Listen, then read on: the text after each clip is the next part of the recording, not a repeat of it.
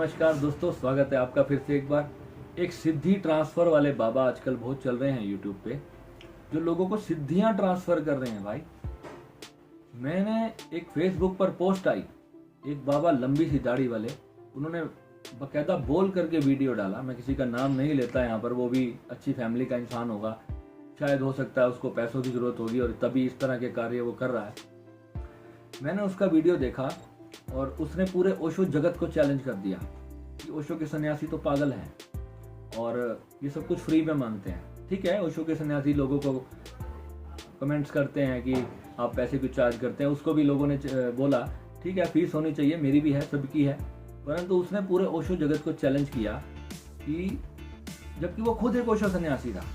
मैं उसकी बात सुनकर हैरान हो गया। जब मैं उसके प्रोफाइल में घुसा, उसको पता नहीं था कि वो मेरी फ्रेंड लिस्ट में था। और उसके बाद मैंने उसको देखा, उसने अपना प्रोफाइल लॉक कर रखा है वो लोगों के लिए।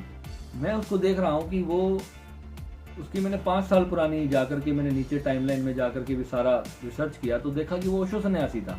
और वो व्यक्ति फेसबुक पर ओशो के सभी सन्यासियों को चैलेंज करता है कि ओशो एनलाइटन नहीं थे, ओशो मूर्ख थे, ओशो को सिर्फ किताबी ज्ञान था, ओशो लोगों की सब चीज़ें पढ़ पढ़ के बताते थे। ओशो ने सबको रिसर्च किया और उसके बाद जिस जिस बात को ओशो ने अपनी लैंग्वेज में बताया, हर युग में हर लोगों के लिए अलग लैंग्वेज चलेगी।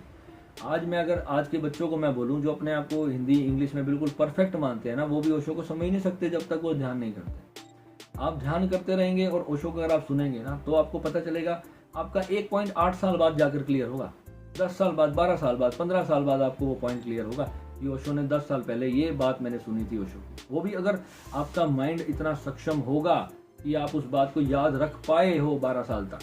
हो सकता है आपने ना जाने कितने डिस्कोर्स ओशो के सुने हैं, उसके बाद जाके अगर आपका वो कंसेप्ट क्लियर होता है तो इसमें कोई हद नहीं कहूँगा मैं। आज मैं जितनी चीज़ें मैंने ओशो से भी समझी, मैंने अपने गुरुओं से भी समझी, और भी मैंने ना जाने कोई कितने संत समाज में मैं रहा हूँ, मैं उनसे सब चीज़ें सुनता था, सीखता था। जो मैंने शास्त्र पढ़े, जो मैंने अपने ग्रंथ पढ़े, धम्मपद की मैंने बातें जो सीखी वो हमारे शास्त्रों में पहले लिखी हुई हैं। पर धम्मपद की अगर आप भाषा की बात करें, जो उसमें भाषा शैली है, वो भाषा शैली मैं कहता हूँ कोई हिसाब ही नहीं है उसको समझने का। पर उसके लिए आपको मस्तिष्क, आपकी साधना वैसी होनी चाहिए, आपके ध्यान में उतने अनुभव होने चाहिए, तब आप उस बात को उतनी गहराई से समझ पाओगे कि साक्षी भाव क्या है। एक दिन तो साक्षी भी छूटना है। मोक्ष के बारे में जो लोग पूछते हैं मोक्ष क्या है, मोक्ष क्या है, प्रॉपरली एक वीडियो बनाकर बताऊंगा कि मोक्ष क्या है। मोक्ष के ऊपर बहुत बड़ा भ्रम चल रहा है हमारे इंडिया में कि मोक्ष हो जाएगा, मेरा जन्म मरण नहीं होगा, मेरी मुक्ति हो जाएगी। ये एक इतना बड़ा एक ऐसा कंसेप्ट सा फैला हुआ है और इसी के ऊपर सारे लोगों का बिजनेस चल रहा है। ये हमें मोक्ष मिल जाएगा। मोक्ष जब तक आपको मिला नहीं तो कैसे कोई कह देगा, जो संत अभी मरा ही नहीं, जिसने शरीर छोड़ा नहीं, वो कैसे कह देगा कि मुझे मोक्ष मिल गया। जो चीज़ प्राप्ति ही मृत्यु के बाद होती है मुझे इस बात को थोड़ा सा आप बताओ, थोड़ा अपना दिमाग भी यूज करो। जो चीज़ इंसान को मृत्यु के बाद प्राप्त होनी है, यानी कि जब उसका दिया बुझ जाना, ओशो ने जिसको कहा था कि दिए का पूर्ण बुझ जाना, अब वो प्राप्ति ही आपको मृत्यु के बाद होगी। तो आप उसको पहले जीते जी आप डिक्लेयर कैसे कर दोगे कि मेरा मोक्ष हो गया, मुझे मोक्ष मिल चुका, मैं प्राप्त हो गया, मैं एनलाइटेंड हो गया, मैं निर्वाण में चला गया।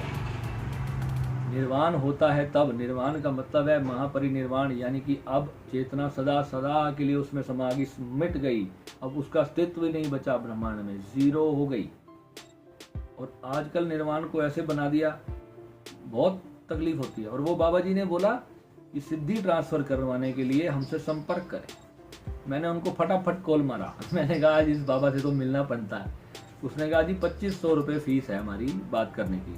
मैंने कहा ठीक है जी, मैं डाल देता हूँ। मैंने उनको पेटीएम किया और उनसे बात की और उन्होंने कहा कि 1.5 लाख रुपए लगेंगे, आपको जो है ना मन की बात जानने वाली सिद्धि मिल जाएगी। मैंने कहा अच्छा जी, कैसे मिलेगी, आप ट्रांसफ़र कैसे करोगे, थोड़ा जानना तो बनता था कि बंदा बोल क्या रहा है और कैसे कैसे कर रहा है।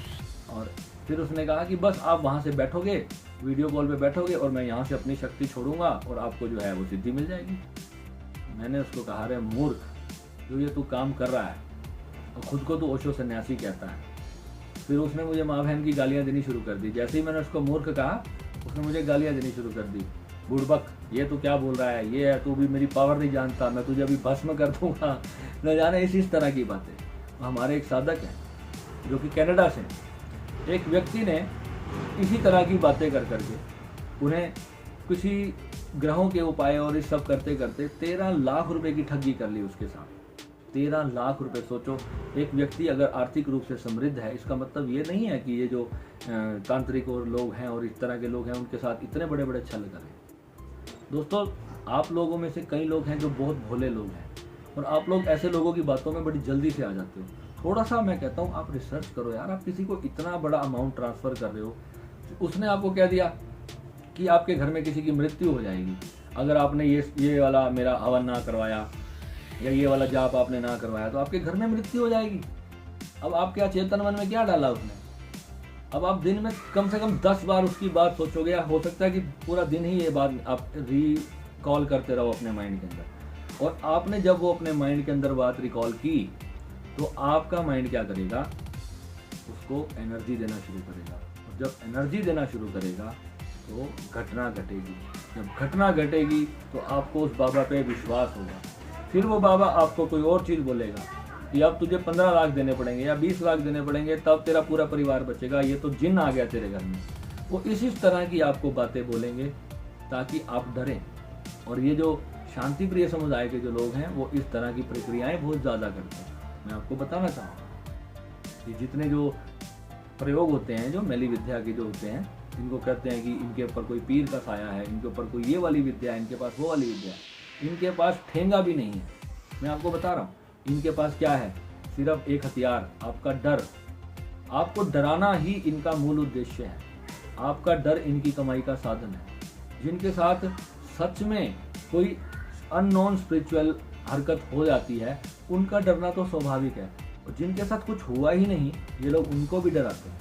तुम्हारा राहु यहाँ है, तुम्हारा केतु यहाँ है, ठीक है, उसके ग्रह हैं, उसके उपाय करो। किसने कहा है? पुण्य कर्म ही इसका उपाय है और कोई उपाय नहीं है। अब वो पुण्य है, कौन कौन सी वस्तुएं हैं? हर वस्तु अलग अलग एनर्जी पे काम करती है। हर वस्तु का जो कलर होता है, जब आप उसको दान करते हैं तो आपके ऑरा को चेंज करता है। जेमस्टोन्स होते हैं, आपको टोटल नकली जेमस्टोन चिपकाए जाते हैं। आप कैसे पहचानोगे असली जेमस्टोन है? मेरे एक दोस्त का होलसेल का काम है। आज ही मैं अपने एक मित्र से चर्चा कर रहा था, उसका होलसेल का काम है। मुझे कहता है भाई ये जो हीरा जिसको हम 50,000 का बेचते हैं ना, मैं कहता हूँ मेरा ये 20 रुपए की कॉस्टिंग है। वो बंदा मुझे खुद बता रहा, कह रहा है 20 रुपए की कॉस्टिंग है भाई, और आप इसको किसी मर्जी इंडिया के लैब में जाकर के टेस्ट करा लो।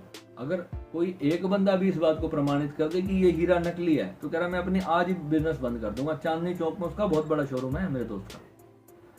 तो सोचो दोस्तों, मैं उसका शोरूम का नाम नहीं ले सकता, उसकी सेल डाउन नहीं करवानी, परंतु जो बात सत्य है वो सत्य है। यहाँ पर जो बात हो रही है सत्य की बात हो रही है।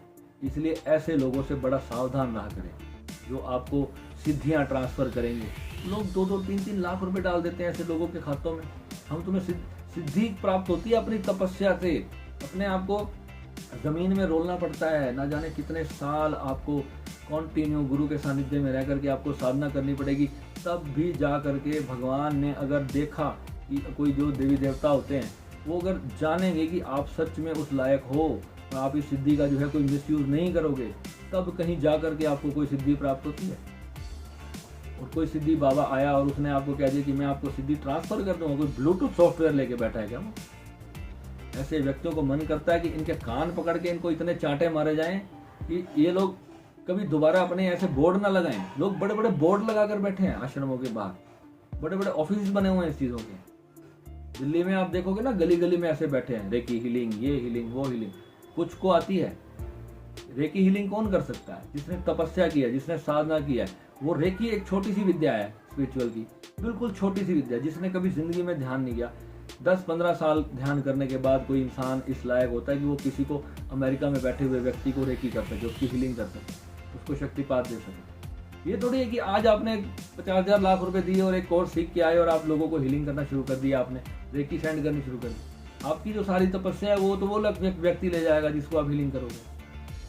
तो हीलिंग करने के लिए पहले आपको उस अवस्था से कनेक्ट होना जरूरी है जो इटर्नल सोर्स ऑफ एनर्जी है। अगर आप अपनी इस बॉडी से हीलिंग करोगे किसी की, तो उसका कर्मा आप लोगे। उसका कर्मा जब आपके जीवन पे आएगा तो टोटली आपको ही प्रभावित करेगा। ऐसे बहुत सारे हीलर्स होते हैं जो लोगों को हीलिंग करते हैं। जब तक आप उस वननेस के साथ, उस परमात्मा अपने निज स्वभाव के साथ रह करके, स्थित होकर के, जब तक आप किसी को हीलिंग नहीं करोगे, तब तक ना तो उसको उतनी हीलिंग मिलेगी जितनी उसको रिक्वायर्ड है। पहली बात तो उसको जितनी चाहिए, आपकी बॉडी में इतनी सक्षमता ही नहीं है कि आप उसको हीलिंग करोगे। ठीक है जी, आपने उससे 5,000 रुपये ले लिया, आपने उसको 2-4 घंटे हीलिंग करके थोड़ा सा वाइब्रेशन उसको फील हुआ और वो चला गया।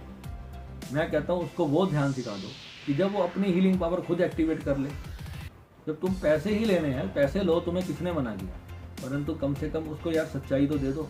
तुम जानते हो, तुम एक ज्ञानी व्यक्ति हो, तुम्हें पता है तो स्पिरिचुअल साइंस के बारे में, और तुम उसके बाद अगर लोगों के साथ गलत करते हो तो अन्याय है।